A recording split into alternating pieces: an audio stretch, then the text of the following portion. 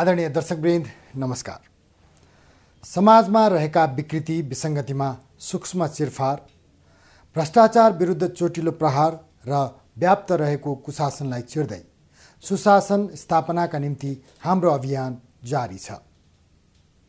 समाजमा व्याप्त विकृत पक्षको फरक कोणबाट सूक्ष्म विश्लेषण गर्दै आवश्यक पहल कदमीका निम्ति सम्बन्धित निकायलाई खबरदारी गर्छौँ हामी मिसन न्यूज मार्फत। सुरु गरौँ आजको श्रृङ्खलाका मुख्य विषयबाट। बारामा बढ्दो वन अतिक्रमण, यो अवस्थाको कहिले हुन्छ नियन्त्रण?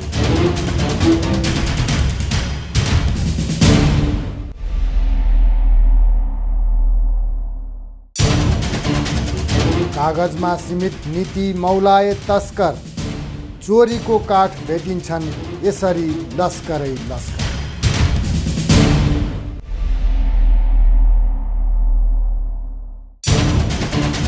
मौसमी अनुगमन वर्षभरि तस्करी, सेटिङमा वन विनाश हुँदो रहेछ यसरी।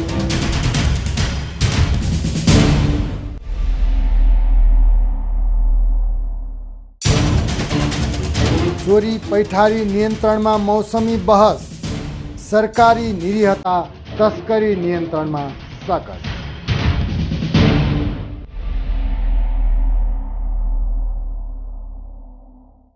नेपाल सरकारले वन अतिक्रमण नियन्त्रण नीति 2068 लागू गरेको 5 वर्ष बित्ने लाग्यो।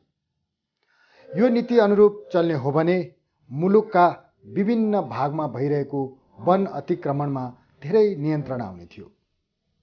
तर पनि बारा जिल्लामा यो नीति कार्यान्वयनमा आएको छैन। जिल्ला वन कार्यालय बारामा पछिल्ला पटक आउने प्राय अधिकांश वन प्रमुख अर्थात् डिएफओले यस रणनीतिलाई कार्यान्वयनमा ल्याउन चासो नराख्दा यो नीति कागजमै सीमित भएको छ। सरकारी नीति नियम कागजमा सीमित भएपछि तस्करहरूको राज चल्ने नै भयो। वन अतिक्रमण गर्दै जग्गा हडप्न खोज्नेहरूको बिगी पनि उस्तै छ। सरकारी निरीहताका कारण बारा जिल्लामा भइरहेको वन अतिक्रमणको फेरिस्त यस्तो छ। बारामा बढ्दो वन अतिक्रमण, यो अवस्थाको कहिले हुन्छ नियन्त्रण?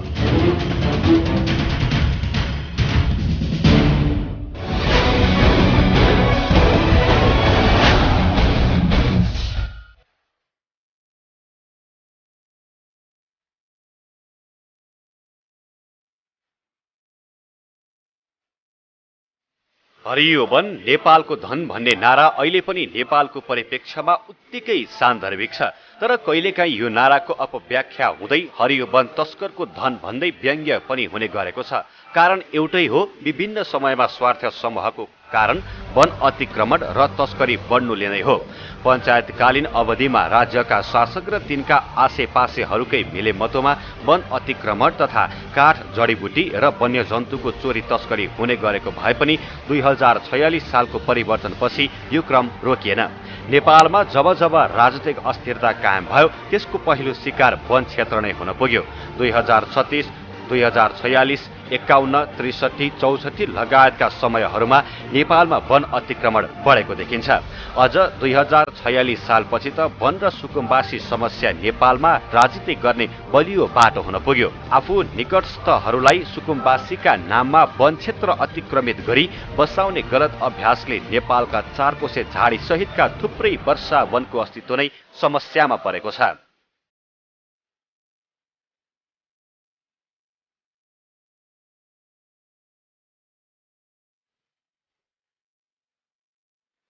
नेपाल सरकारले वन अतिक्रमण नियन्त्रण नीति 2068 लागू गरेको 5 वर्ष बित्नै लाग्यो। तर पनि बारामा यो नीतिले अझै छोएको छैन।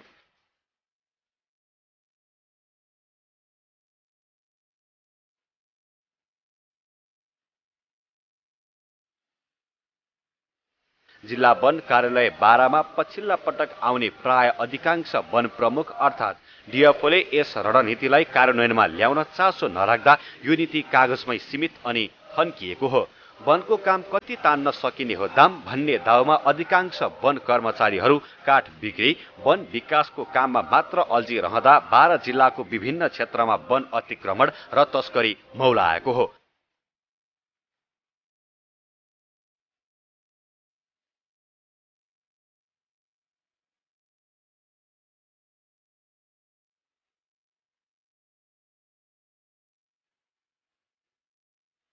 झट्ट हेर्दा कामले भ्याइ नभ्याइ भएको देखिने र दाम पनि आउने काममा मात्र बाराका अधिकांश वन कर्मचारी सक्रिय हुने गरेको पाइन्छ।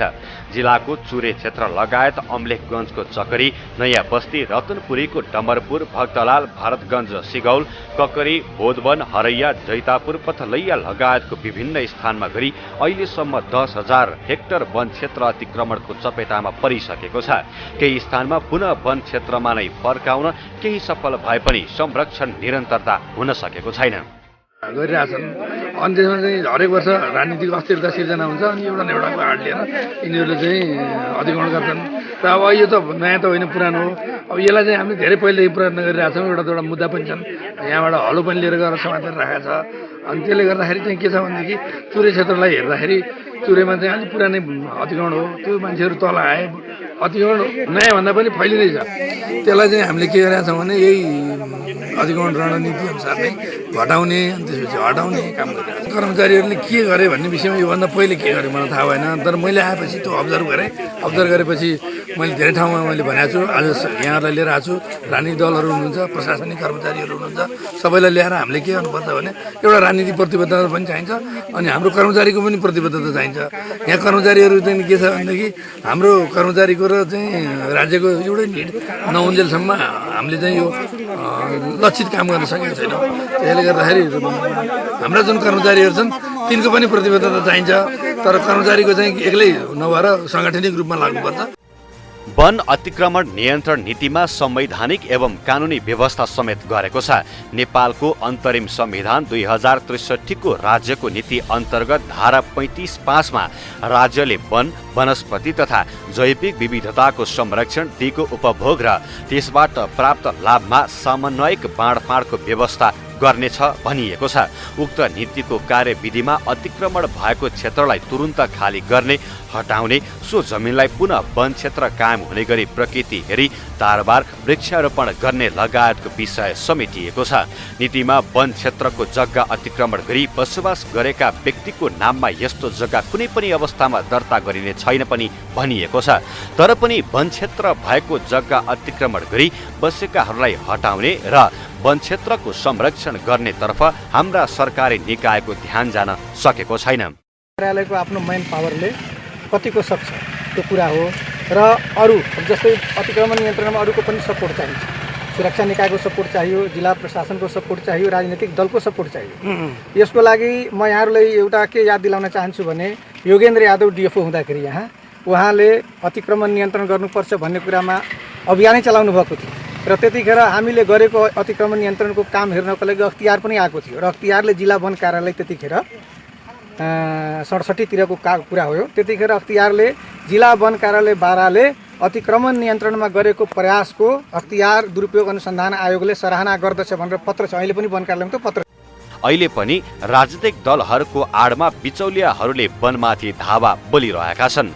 राजनीतिक दलका स्थानीय कार्यकर्ताको सीमित आर्थिक लोभका कारण अहिले तस्करहरूले बचेकुचेको वन फडानी तीव्र पार्नु चिन्ताको विषय हो।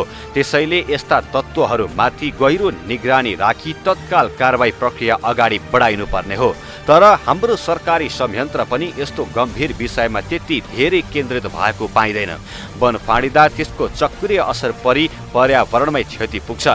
देशभित्र मरुभूमिकरण बढ्ने अर्को गम्भीर विषय छ। तसर्थ सरकार र सुरक्षा निकायले संक्रमणकालीन मौका पारेर भइरहेको अतिक्रमण रोक्न कुनै कसर बाँकी राख्नुहुन्न।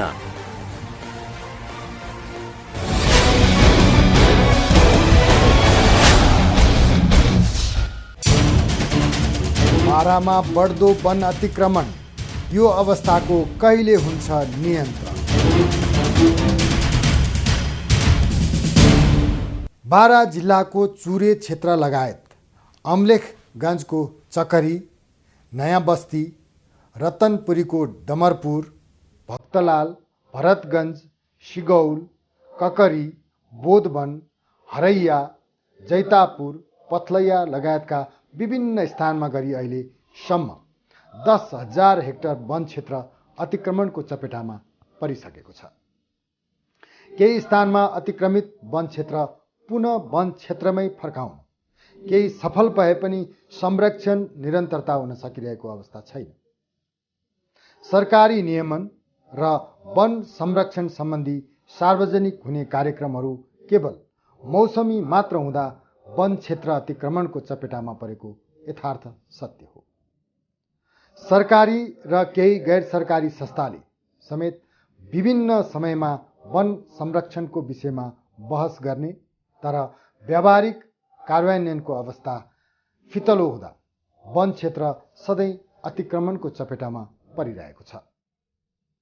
हरियो वन नेपालको धन भन्ने नारा वन अतिक्रमणलाई नरोक्ने हो भने अब मात्र उखानमा परिणत नहोला भन्न सकिन्न।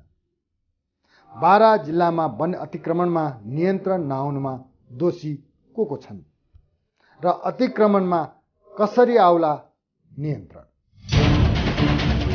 कागजमा सीमित नीति मौलाए तस्कर, चोरीको काठ भेटिन्छन् यसरी लस्करै लस्कर।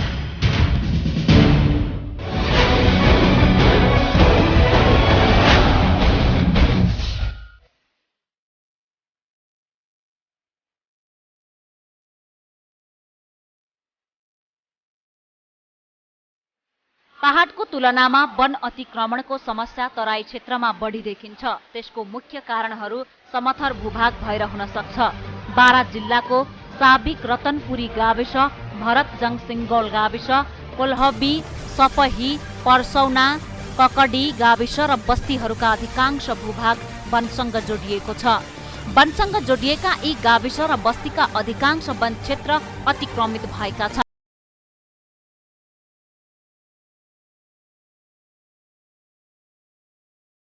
अतिक्रमित वनको जमिन संरक्षणमा गर्ने नाममा अग्निरेखा अर्थात् फायर लाइन खोलिए। अग्निरेखा खोलिएपछि त्यस पहाडीको वनको जमिन अतिक्रमण बढाउन रोकियो। तर त्यस अघिका अधिकांश वनका जमिनमा भने निर्धक्क घर टहरा लगायत पक्की र कच्ची संरचना बस्ती बाक्लिँदै गयो। त्यसलाई रोक्न न त वन कार्यालयले अग्रसरता लियो न त अन्य निकायले नै। चाहिँ 3-4 ठाउँमा हेऱ्यौँ, यसो धेरै हेक्टर सेक्टरमा चाहिँ हेक्टर जग्गाहरूमा चाहिँ यहाँका मान्छेहरूले चाहिँ अतिक्रमित गरेको देख्यौँ। त्यो चाहिँ यसो अतिक्रमित भएको क्षेत्रमा चाहिँ कमसेकम हामीले आफ्नो नियन्त्रणमा लिएर यसलाई वृक्षारोपण गर्न निकै जरुरी लागेको छ। प्रहरी र सुरक्षाका चाहिँ जति पनि युनिटहरू ठाउँ ठाउँमा छन् सबैलाई हामीले चाहिँ पटक चाहिँ हामीले चाहिँ अब यसो चाहिँ गस्ती पनि गरिरहेका छौँ र चाहिँ राजमार्ग गस्तीदेखि लिएर यही क्षेत्र पनि गस्ती गरिरहेका छौँ। अब जहाँसम्म चाहिँ हाम्रो विषयमा चाहिँ अहिले त्यस्तो संरक्षण क्षेत्रमा हामी लागि नै परेको छौँ। अब यदि तपाईँहरूले चाहिँ त्यस्तो देख्नु भएको छ अझै यसपछि गहन रूपमा चाहिँ अझ हामी चाहिँ यसलाई अनुगमन मूल्याङ्कन र चाहिँ बाटोमा ढाक राखेर हुन्छ कसरी पनि हामी नियन्त्रण गर्नेतर्फ लाग्नेछौँ भने। अग्निरेखा कायम गरिनु वन अतिक्रमण बढ्न नदिनको लागि थियो। तर अग्निरेखा कायम भएपछि रेखा बाहिरका वन अतिक्रमित क्षेत्रका जग्गा विभिन्न व्यक्तिले निर्वाध रूपमा भोग चलन गरिरहेका छन्। वन अतिक्रमण गरी बनेका घर टहरा हटाउने र अन्य क्षेत्रमा वन अतिक्रमण हुन नदिन सरकारी निकायको ध्यान नजानु आफैमा विडम्बनापूर्ण विषय हो। 10 वर्षे द्वन्द्वकाल र मधेस आन्दोलनमा विभिन्न स्थान गरी बारामा झण्डै 3000 हेक्टर भन्दा बढी वन अतिक्रमण भएको छ। कतै नमुना बस्ती, कतै सुकुम्बासी बस्ती त कतै सृजन बस्तीको नाममा यी बस्तीमा पनि वास्तविक सुकुम्बासी नै छन् भन्न सकिन्न। त्यसैले वास्तविक सुकुम्बासीलाई बासको व्यवस्था मिलाई अतिक्रमित वन क्षेत्रलाई पुनः वनमा नै फर्काउन सकिन्छ। तर यस विषयमा सत्ता सञ्चालनको बागडोर सम्हालेकाहरूको ध्यान जान सकेको छैन। अनि जनताको भलाइ र मुलुकको समृद्धिको निम्ति राजनीति गरेको भन्ने हाम्रो राजनीतिक नेतृत्वले वन फडानी भइरहँदा किन मुखदर्शक बसिरहेको छ? कि भोट घट्ने र तस्करीलाई रोकेमा राजनीतिक कामको लागि नोट अभाव हुने डरले नै हो त? अनि स्थायी सरकार मानिने कर्मचारी तन्त्रले वन अतिक्रमण नियन्त्रणको निम्ति किन अपेक्षित पहल कदमी लिन सकेको छैन? अतिक्रमित वन क्षेत्र पुनः वनमा नै फर्काउन प्रहरी प्रशासन, सरोकारवाला निकाय, राजनीतिक कर्मीहरूसँग समन्वय गरी काम गर्दा सहजै समस्याको समाधान हुने देखिन्छ। तर विभिन्न स्वार्थ समूहको कारण यो कार्य सम्भव होला या नहोला आगामी दिनले देखाउनेछ।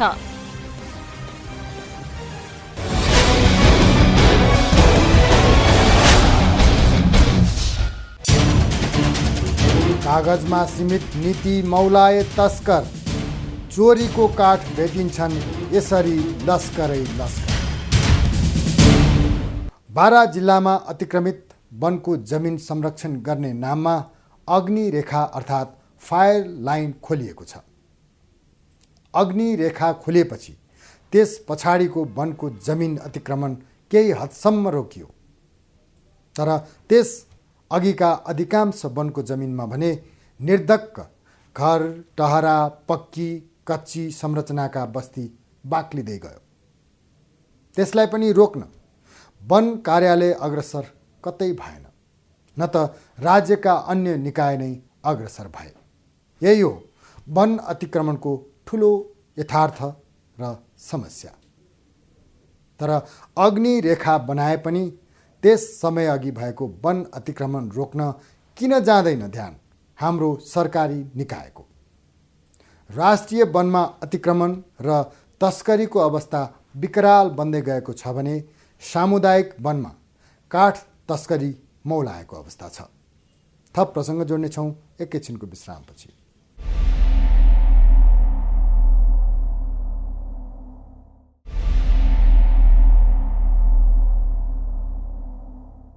विश्रामपछि पुनः स्वागत छ।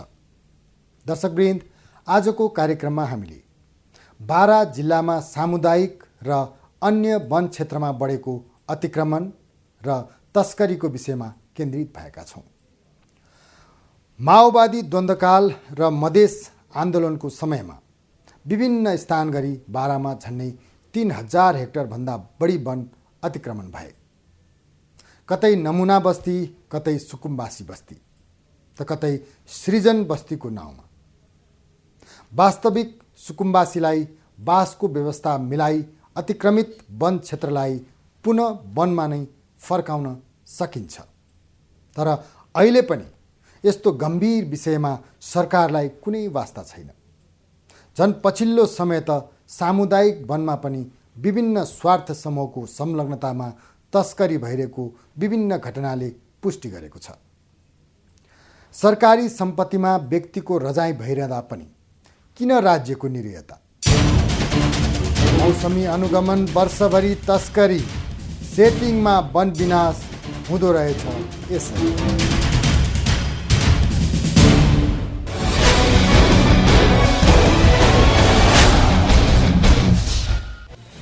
वन क्षेत्र बचाउन नेपालमा सुरु गरिएको सामुदायिक वनको अवधारणा विश्वमै उदाहरणीय मानियो।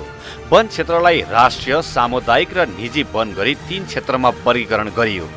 स्थानीय समुदायलाई नै वन क्षेत्रको उपयोग, संरक्षण र रेखदेख गर्ने गरी सुरु गरिएको सामुदायिक वनको अवधारणाले एक किसिमको सकारात्मक प्रतिफल पनि दियो। दिन प्रतिदिन खुम्चदै गएको वन क्षेत्रको आकार पुनः बढ्न थाल्यो, हराउँदै गएका वन्यजन्तुहरूको संख्या पुनः बढ्न थाल्यो। तर राष्ट्रिय वनमा समस्या ज्यूका त्यौं रह्यो। 2052 सालदेखि सुरु भएको माओवादीको सशस्त्र विद्रोहले सुरक्षाका कारण जनाउँदै वन गस्तीहरू कम हुन थाले। सशस्त्र वन रक्षकहरूसँग भएका हतियार विद्रोहीले खोज्छन् भनेर उनीहरूलाई हतियारविहीन बनाइयो। नयाँ वन रक्षकहरूको भर्ना नै रोकियो। यसले गर्दा वन तस्करहरूले पुनः चलमलाउने मौका पाए। तस्करहरू राष्ट्रिय वनहरूमा मात्र नभई सामुदायिक वनमा समेत प्रवेश गरे। न्यून सरकारी अनुगमन र कडा कानुनी कारबाहीको अभावमा सामुदायिक वन उपभोक्ता समूहका पदाधिकारी नै वन तस्करसँग मिलेर काठ तस्करीमा संलग्न हुन थाले। ढलापडा रुख मात्र उपभोक्तालाई आवश्यकता अनुसार प्रयोगका लागि स्वीकृति पाएका सामुदायिक वन समितिले हरियो वयस्क रूपमा नै धमाधम टाँचा लगाउँदै बेचबिखन गर्न थालेपछि पुनः एकपटक नेपालको वन क्षेत्र उजाडिन थाल्यो र अहिले पनि विभिन्न परिष्कृत शैलीबाट तराईको क्षेत्रमा वन फडानी रोकिएको छैन। बारा जिल्लामा राष्ट्रिय वन अतिक्रमण मात्र होइन, जिल्लाको निजगढ नगरपालिका अन्तर्गत पर्ने बकैया नागमणी सामुदायिक वन समूह र कचडिया सामुदायिक वन समूह अन्तर्गत रहेको वनमा पनि तस्करहरूको हाली मुहाली चलिरहेको छ। काठ तस्कर समूहले सालको हरियो ठाडो रुख काटे पनि चोर तस्कर र संलग्नको पहिचान वन समूह र वन कर्मचारीले गरेका छैनन्। विगतका वर्षहरूमा राष्ट्रिय वन क्षेत्रबाट काठ चोरी तस्करी गर्ने गिरोह अहिले सामुदायिक वन समूहको वन क्षेत्रमा सक्रिय भइरहेका छन्। वन क्षेत्र संरक्षण गर्न वन समूहले वरिपरि ट्रेन्च अर्थात् खाडल खने पनि काठ चोरी तस्करी अझै रोकिएको छैन। आफूहरूले दिनभरि गस्ती गरे पनि रातको समयमा काठ काट्ने, चोरी हुने गरेको सामुदायिक वन समितिका सदस्यहरूको भनाइ छ। वन संरक्षणका लागि ट्रेन्च अर्थात् खाडल खने पनि पूर्ण रूपमा काठ चोरी तस्करी नियन्त्रणमा आउन नसकेकाले उपभोक्ताको सचेतना पनि उत्तिकै आवश्यकता रहेको छ।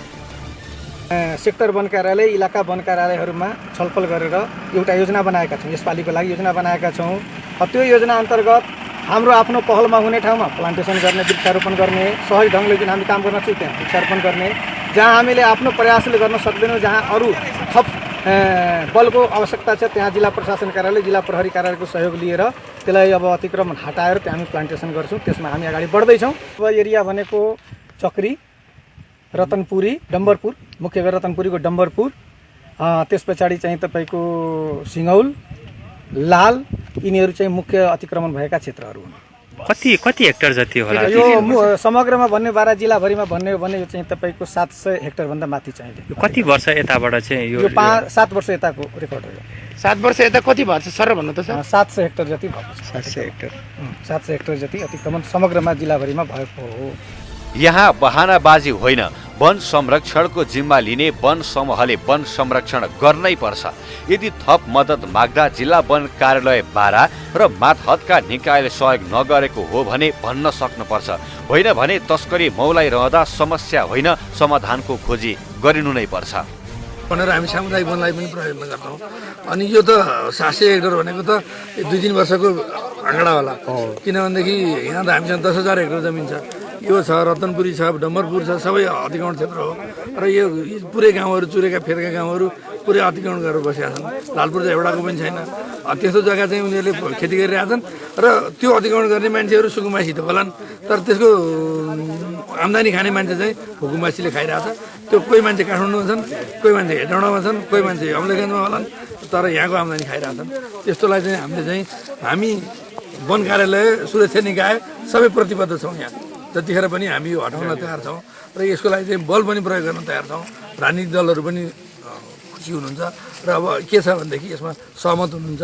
र हामीले चाहिँ के गर्न खोजेका छौँ भनेदेखि अहिलेको भनेको अब हामी हेरौँ र जहाँ चाहिँ अहिले तत्काल भइरहेछ मान्छे नबसेका घरहरू, अनि त्यसपछि खेती भइरहेका जग्गाहरू र नयाँ अतिक्रमण भएकोलाई चाहिँ 1-2 वर्षभित्र भएका अतिक्रमणहरूलाई चाहिँ हामीले न्यूनीकरण गर्न खोजेका छौँ। बाराको सामुदायिक साझेदारी वन र राष्ट्रिय वनमा गरी वर्षेनी 3000 क्युफिट भन्दा बढी काठ चोरी तस्करी हुने, जसबाट वार्षिक 1.5 करोड नोक्सानी हुने गरेको छ।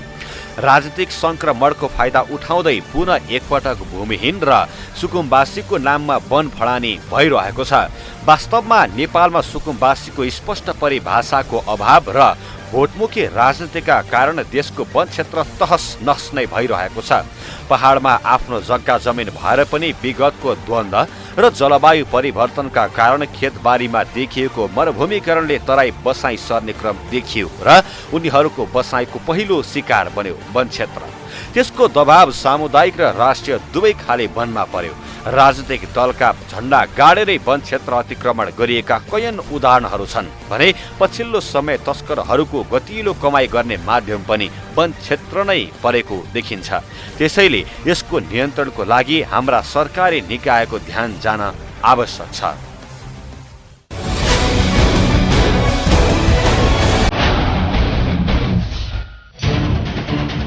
मौसमी अनुगमन, वर्षभरि तस्करी, सेटिङमा वन विनाश हुँदो रहेछ। यसरी परिस्थिति यस्तो छ। दर्शकवृन्द, बारा जिल्लाको विभिन्न सामुदायिक वनमा काठ तस्कर समूहले सालको हरियो ठाडो रुख काटे पनि तस्करको पहिचान गर्न वन समूह र वन कर्मचारी सफल भएका छैनन्। विगतका वर्षहरूमा राष्ट्रिय वन क्षेत्रबाट काठ चोरी तस्करी गर्ने गिरोह अहिले सामुदायिक वन समूहको वन क्षेत्रमा सक्रिय भइरहेका छन्। वन क्षेत्र संरक्षण गर्न वन समूहले वरिपरि ट्रेन्च अर्थात् खाडल खने पनि काठ चोरी तस्करी अझै रोकिने अवस्था छैन।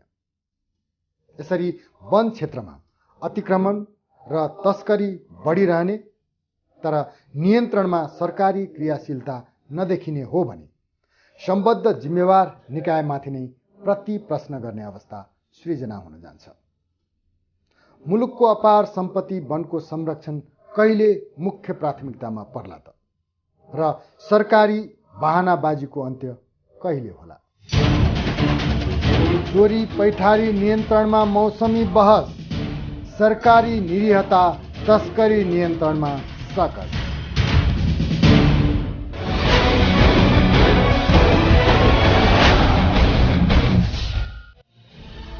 कर्मचारी र वन उपभोक्ता समितिका पदाधिकारीको मिलेमतो बिना रुख काट्न सम्भव हुँदैन। त्यसैले तस्करहरू ती दुवैलाई मिलाउँछन्। यसरी बनेको त्रिकोणलाई स्थानीय राजनीतिक नेता, कार्यकर्ता र प्रहरी प्रशासनको संरक्षण हुन्छ। यति भएपछि वन नियमावली अनुसार ढलापडा काठका नाममा काँचो रुख काटेर कौडीको भावमा टेन्डर स्वीकृति दिन कर्मचारीलाई सजिलो हुन्छ। नियमावलीमा प्रति क्युफिट सालको काठको 250 रुपैयाँ र सिसौको 300 रुपैयाँ सरकारी दर रेट तोकिएको छ। वन कर्मचारी, सामुदायिक वनका पदाधिकारी र ठेकेदारले सरकारी मूल्यमा 5 देखि 10 रुपैयाँ बढाएर लिलामको नाटक गर्छन् र काठ बजार पुग्छ। स्थानीय बजारमा प्रति क्युफिट सालको मूल्य 1300 देखि 1500 रुपैयाँ र काठमाडौँमा झण्डै 2800 देखि 30,000 रुपैयाँ पर्न जान्छ।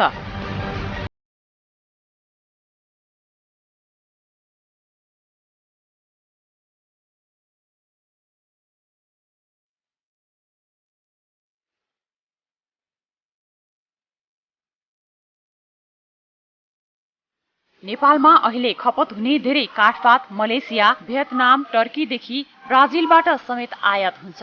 गत वर्षको भूकम्पपछिको पुनर्निर्माणका लागि समेत बाहिरबाट काठपात आयात गर्नुपर्ने स्थिति छ। त्यसैले हाम्रो वन सम्पदाको सही सदुपयोग गर्न सक्ने हो भने नेपालले विदेशी मुद्रा विदेशिनबाट बचाउने मात्र होइन, विदेशबाट समेत धन आर्जन गर्न सक्छ। काठपात बाहेक यहाँको जडीबुटी बेचेर धेरै विदेशी मुद्रा आर्जन गर्न सकिन्छ। पछिल्लो तथ्याङ्क अनुसार नेपालको कुल क्षेत्रफल मध्ये 44.74% भूभाग वनले ढाकिएको छ। विगत 26 वर्षको समय अवधिमा यो 5%ले वृद्धि हो। 2046 सालमा गरिएको सर्वेक्षण अनुसार नेपालको वन क्षेत्र 39.60% थियो। भर्खरै सार्वजनिक गरिएको तथ्याङ्क अनुसार 44.74% वनमध्ये 4.38% 6,48,000 हेक्टर। यसरी तुलनात्मक रूपमा वनको क्षेत्रफल बढ्नुलाई सकारात्मक रूपमा नै लिएको छ। हुन त 2036 सालमै विश्व बैंकले नेपालको वन जोगाउन चासो देखाएको थियो। राजनीतिक संरक्षणका आडमा वन फडानी तीव्र भयो। हरिया देखिने डाँडा काँडाहरू रातारात फुस्रा र उराट लाग्दा बने। परिणामस्वरूप अतिवृष्टि, अनावृष्टि, खण्डवृष्टि, भूक्षय लगायतका प्राकृतिक विकृतिहरू आइपरे। त्यति मात्र होइन, कतिपय जंगली जनावर पुरै लोप भए भने धेरै जसोको अस्तित्व नै संकटमा पर्ने अवस्था आयो। जडीबुटीहरू पनि लोप हुने अवस्थामा पुगे। तराईका घना जंगलहरूबाट गोलियाहरू तस्करी हुन थाल्यो। वनको यस्तो अवस्था आएपछि 2045 साल यता नेपालमा वन जोगाउँ अभियान नै सुरु भयो।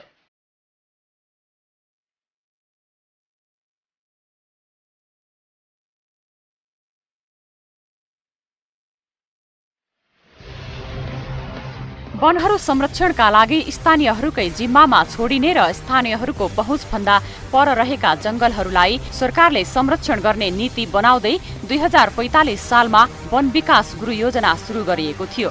त्यसपछि 2047 सालमा वन मात्र नभनी सामुदायिक वनका रूपमा वन संरक्षण गरिने कुरा तत्कालीन मन्त्रीमण्डलले निर्णय नै गर्यो। केही वर्ष सरकारको यो निर्णयमै अल्झियो।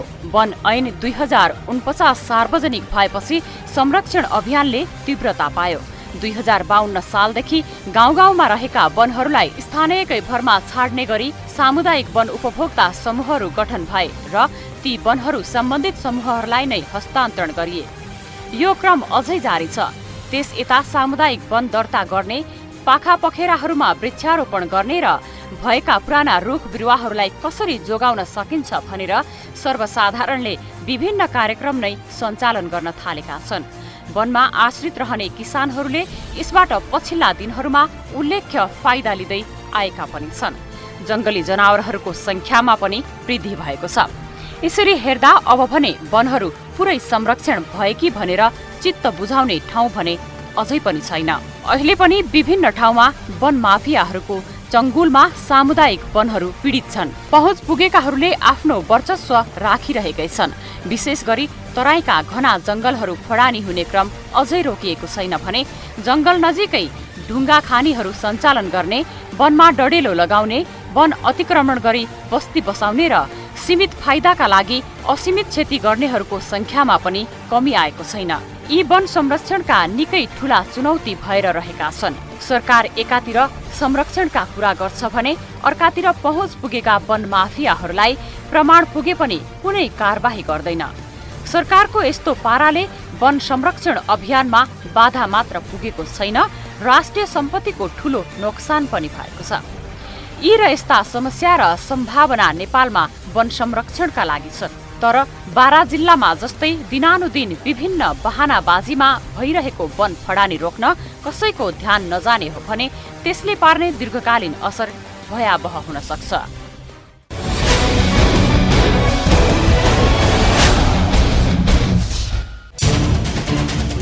चोरी पैठारी नियन्त्रणमा मौसमी बहस, सरकारी निरीहता तस्करी नियन्त्रणमा सकस।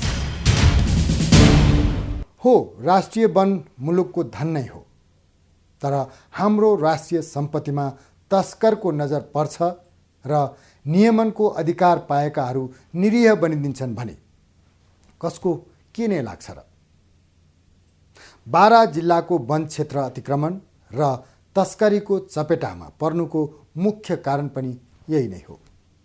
नियमनको अधिकार पाएकाहरू मुख दर्शक बन्नु। तर्क विभिन्न हुन सक्छ, तर मुलुकको कानुनले वन अतिक्रमण र वन क्षेत्रका सामग्रीको तस्करीमा पूर्ण निस्तेज गरेको छ। लुकीछिपी गर्ने र गराइने तस्करी लगायतको गैर कानुनी हरकतमा हाम्रा नियमनको अधिकार पाएका निकायहरू क्रियाशील बन्नै पर्छ। हरियो वन नेपालको धन नै हो। यसलाई संरक्षण र सम्वर्धन गर्नु तपाईँ हामी सबैको कर्तव्य हो। त्यसैले बदमासी गर्नेलाई कानुनी दायरामा ल्याउनका निम्ति सबैको सकारात्मक पहलकदमी आवश्यक छ। हाम्रो आग्रह यति हो। मिसन न्युजमा विषय उठान गरिसकेपछि त्यसको निराकरण नभएसम्म हामी निरन्तर निगरानी गरिरहनेछौँ। सीमित व्यक्तिले सिङ्गो राष्ट्रलाई नै विकृत बनाउन सक्नेतर्फ तपाईँ हामी बेलैमा सचेत हुनु जरुरी छ। यस्ता विकृति रोक्न तपाईँको पनि सक्रिय सहभागिता आवश्यक छ। तपाईँको सूचना हाम्रो कार्यक्रमको स्रोत बन्न सक्छ। त्यसैले विकृति, विसङ्गति र भ्रष्टाचार सम्बन्धी तपाईँसँग पनि कुनै सूचना छन् भने हाम्रो टेलिफोन नम्बर 0150108006 वा मोबाइल नम्बर 9801160353 मा सम्पर्क गर्न सक्नुहुनेछ। हवस् त, बारा संवाददाता श्याम गुप्ताको सहयोगमा तयार मिसन न्युज आजलाई यति नै। भोलि नयाँ विषयका साथ उपस्थित हुनेछौँ। नमस्कार।